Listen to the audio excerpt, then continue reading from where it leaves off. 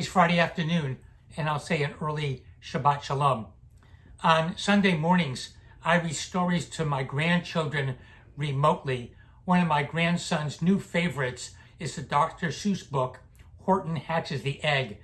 It's a story about Horton the elephant who agrees to sit on a bird's nest for a mother bird who decides to go on an extended vacation.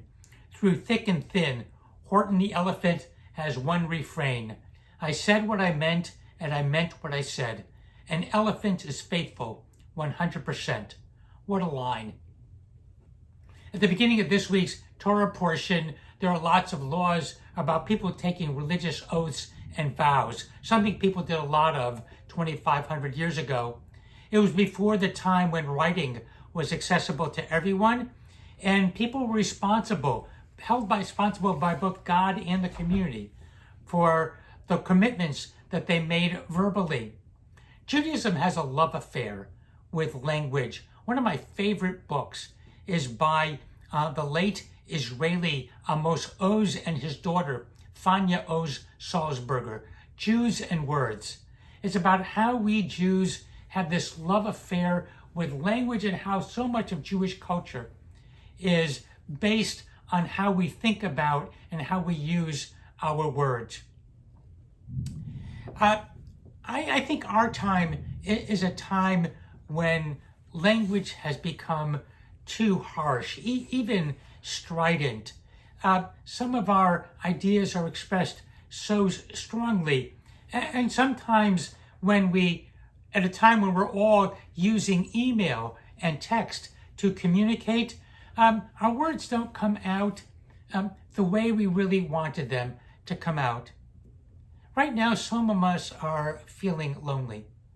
And this is a time when we must be most careful about the words that we're typing on the page. Are they really saying what we want them to say? Our words are expressions of our inner selves. And at this time when so many of us, again, are feeling lonely, it's a time when we can use our words to make strong connections, to reassure others that they're not alone. That's always important. It's especially important at this time.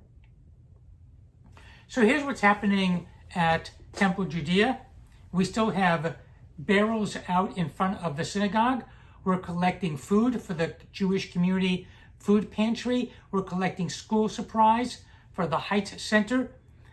Some people today went and served food or handed out bags of food for the Harry Chapin food pantry, and we'll find out of future dates when we're available to do that.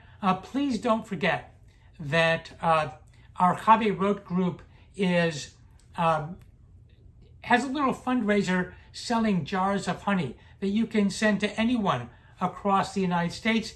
It's a great project, and especially this year, it's a great way to say Shana Tova. The high holidays are just, I think they're 9 weeks away at this point.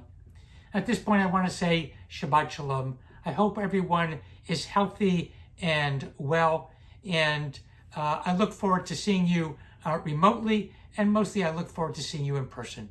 Shabbat Shalom.